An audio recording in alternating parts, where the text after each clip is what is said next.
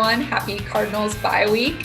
For the Arizona Republic and AZ Central Sports, I'm Catherine Fitzgerald here with Bob McManaman and Kent Summers. We're going to break down what we've seen so far out of this 5-2 Cardinals team. We're not quite halfway through this season, but what have you guys learned so far about the Cardinals, where they're at? They're sitting at 5-2, had some bumps in the middle. What have you guys learned? Go ahead, Kent. I think offensively, I've learned, and this is kind of what we thought going into the season, that this can be a really, really good offense. And I think we've all set the bar pretty high. They've scored 75 points the last 2 weeks. And yet I walk away with the feeling, they still haven't hit on all cylinders yet. And can they get there? Second thing, I think, and we saw this in Seattle, we've seen a defense that's willing to adapt or can adapt and morph into different things. And, Vance Joseph, the coordinator, is still trying to figure out kind of what works. And maybe he hit on something in the second half against Seattle and just going to blitzes and getting after a quarterback. Yeah, that's so funny how you mentioned, too, that maybe they're not all the way together yet on offense. Cliff Kingsbury said that. I feel kind of the same way, that they still haven't put it all together. Bob, what do you think of where this team is currently at? Kent stole everything I was going to say. Way to go, Kent. We're on the same. That can't be true. We never think alike.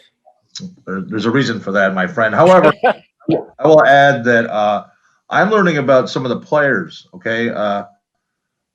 I am fully invested that Budda Baker is the best player on the team defensively.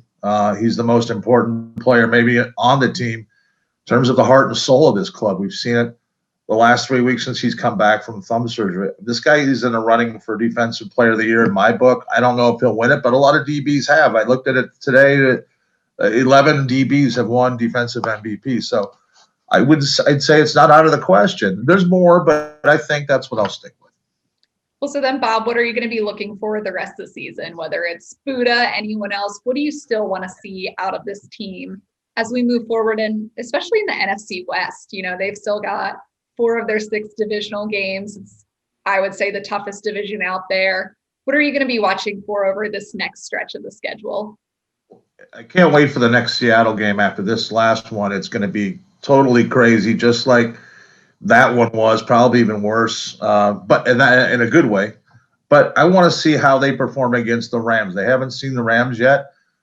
LA is better than I expected this year, quite frankly, despite having a lot of issues at running back. And it looks like McVay's got his team cooking on all cylinders, offensively. Defensively, they're still the Rams' defensive front. So I think that's a good litmus test for the Cardinals when they finally face those 2 huge division games. One game won't swing it, but those 2 could.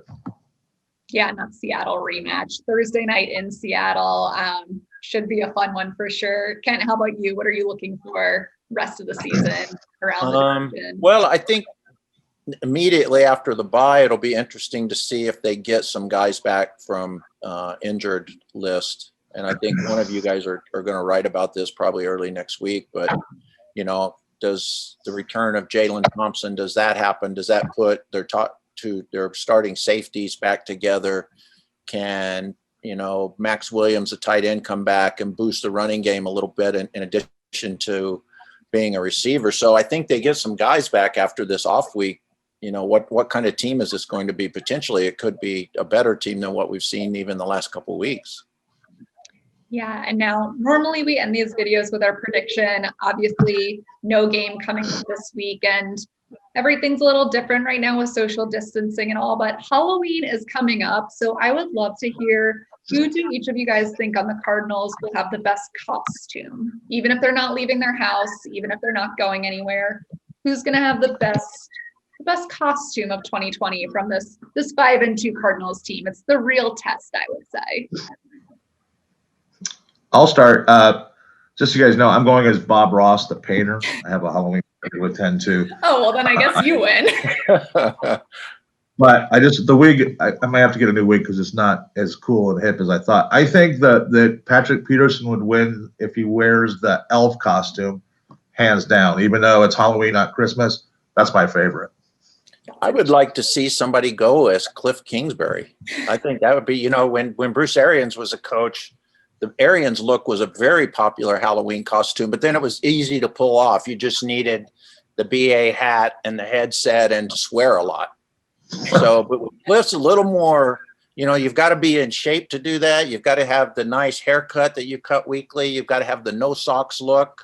That's a hard one to pull off, I think. I certainly couldn't pull that off.